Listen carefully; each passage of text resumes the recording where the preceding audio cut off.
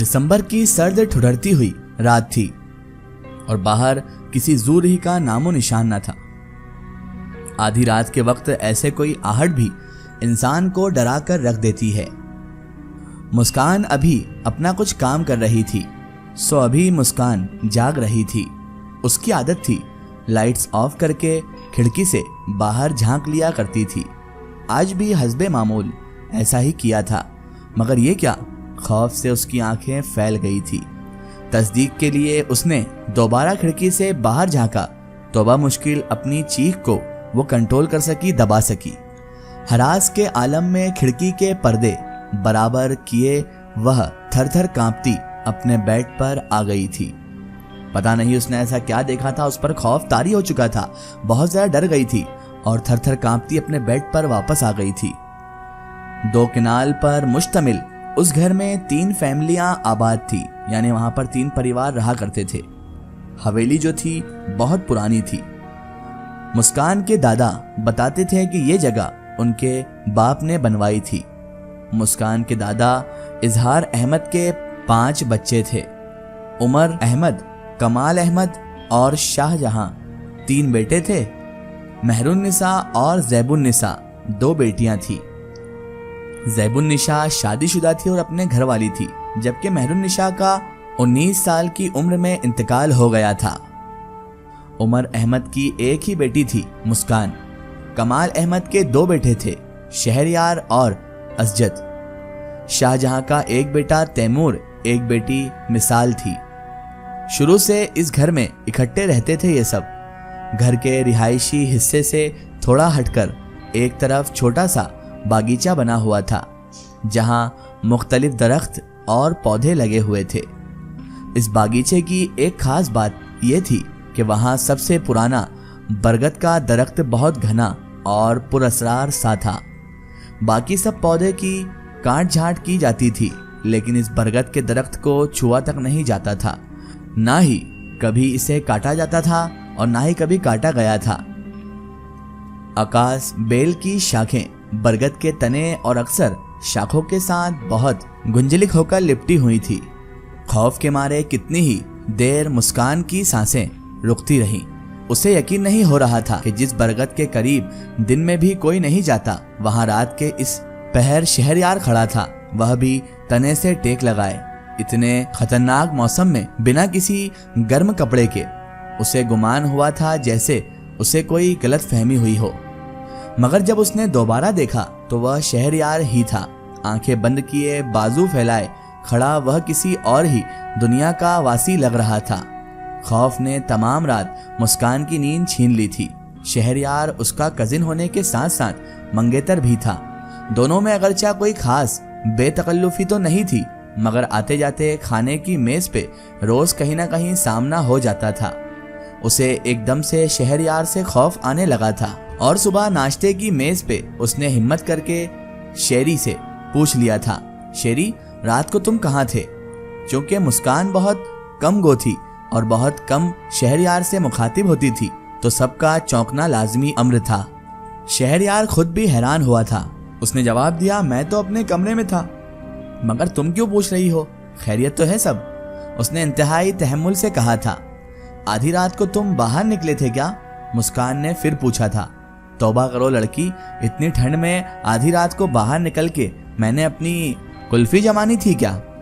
मुस्कान हैरान हुई थी, क्योंकि शहरी के लहजे में कोई झूठ की आमेज शक नहीं थी। मुस्कान उलझ गई थी। अगर शहरी नहीं था तो फिर कौन था वो? अगर वह शहरी नहीं था तो फिर शहरी जैसा कौन था? इजहार साहब को तशवीश हुई। उन्होंने पूछा, मुस्कान तुम क्यों पूछ रही हो? तुमने शहरयार को कहीं जाते देखा था क्या? नहीं दादा, वह बस मैं खिड़की बंद कर रही थी रात को तो अचानक बाहर नजर पड़ी, तो मुझे लगा कि बरगद के नीचे शहरी खड़ा था। खैर दादाजी, शायद मेरा वहम होगा। इजहार साहब और शाहजहां के चेहरे का रंग उड़ा हुआ था। ये सुनते ही बज़ाहिर सब नॉर्मल बैठे थे, मगर एक भूचाल उठा था जो सिर्फ इजहार साहब और शाहजहां के अंदर उठा था। उन्हें लगा वक्त 20 साल पीछे चला गया, जब मेहरुन्निसा उनके सामने खड़ी कह रही थी, बाबा जान आप रात को बरगद के नीचे क्यों जाते हैं? मैंने रात को भी देखा था कि आप वहां खड़े किसी से बातें कर रहे थे। और इजहार अहमद उसकी जहनी हालत पर शक कर रहे थे। अक्सर ही जब मेहरुन्निसा ऐसा कहने लगती तो उन्होंने नफसानी डॉक्टर को मेहरुन्निसा को दिखाया भी था। बज़ाहिर कोई मसला नजर न आया। फिर एक रात यूं हुआ था कि ज़ेबुन्निसा के साथ लेटी मेहरुन्निसा अचानक गायब हो गई। जागती आंखों से ज़ेबुन्निसा ने उसे गायब होते देखा था। उसने चीख चीख कर गला खुश्क कर लिया था, मगर कोई भी उसके कमरे में तक न आया था। यहाँ तक कि वह खौफ से बेहोश हो गई थी। मेहरुन्निसा भी साथ लेटी थी, अजीब नजरों से उसे देख रही थी। ज़ेबुन्निसा ने डरते डरते मेहरुन्निसा से पूछा था, मेहरुन्निसा तुम कहाँ चली गई थी? कितनी देर के बाद वह बोली तो बहुत अजीब लहजा था उसका। मेरी शादी थी ज़ेबुन्निसा, तुम्हें पता है मैं दुल्हन बनी थी। मेरा दुल्हा बहुत खूबसूरत था। वो वहाँ बरगद के पार बहुत खूबसूरत महल है, मैं सारा देख कर आई हूँ। मेहरुन्निसा का लहजा बहुत अजीब था, उसकी आंखें लहू रंग की थी। ज़ेबुन्निसा की फिर चीख निकल गई क्योंकि मेहरुन्निसा का चेहरा बिगड़ रहा था। चीखों की आवाज सुनकर शाहजहां और इजहार साहब भाग कर आए। उस वक्त घर में और कोई मौजूद नहीं था। ज़ेबुन्निसा की चीखों और मेहरुन्निसा की अजीब हालत ने शाहजहां को भी खौफजदा कर दिया था। जब ज़ेबुन्निसा ने वह सब बताया जो मेहरुन्निसा बोल रही थी और मेहरुन्निसा के गायब होने, अपने चीखने, बेहोश होने तक की सारी बात बताई तो इजहार साहब हकीकतन परेशान हो गए थे। मेहरुन्निसा की और ज़ेबुन्निसा की हालत बता रही थी कि मामला कुछ और है। अपने तौर पर वह उलमाओं के पास भी जाते रहे। शाहजहां और इजहार साहब ने इस मामले को मख्फी ही रखा। मगर उस दिन के बाद यूं हुआ कि मेहरुन्निसा अक्सर बरगद के आसपास पाई जाती। वह खुश रहने लगी थी। अब से बरगद तले बाबा नजर नहीं आते हैं, कोई और दिखता था जिससे वह ढेरों बातें करती। उसी दौरान मेहरुन्निसा का रिश्ता आया। मगर उस दिन अजीब वाकया हुआ था। बरगद के दरख्त पर बगैर आंधी के बहुत तूफानी हवा चली रही थी और हर तरफ पत्ते उड़ उड़कर अजीब वीरानी का सासमा पैदा कर रहे थे। और मेहरुन्निसा ज़ेबुन्निसा से कह रही थी, ज़ेबुन्निसा तू अब्बा को बताना, मेरी शादी तो हो चुकी है। वहाँ जो मेरा घर बड़ा खूबसूरत है, मैं भला कहीं और कैसे शादी कर सकती हूँ। और उस दिन पहली बार हमजाद मेहरुन्निसा के अलावा किसी के सामने आया था। इजहार साहब ने हैरत से उस खूबरू जवान को देखा। जवान उनके अलावा किसी को दिखाई नहीं दे रहा था। गजबनाक आंखों वाला वह शख्स इजहार साहब से बहुत तमीज से लेकिन सख्त लहजे में कह रहा था, मेहरुन्निसा आपको बता चुकी है कि वह मेरी बीवी है और आप उलमाओं के पास जाना छोड़ दें। हम यहाँ से कहीं नहीं जाने वाले और मेहरुन्निसा की शादी कहीं करने का सोचे भी ना, वरना अंजाम के जिम्मेदार आप खुद होंगे। इतना कहकर वह बरगद की जानिब चल दिया। बरगद के नीचे जाकर वह गायब हो गया।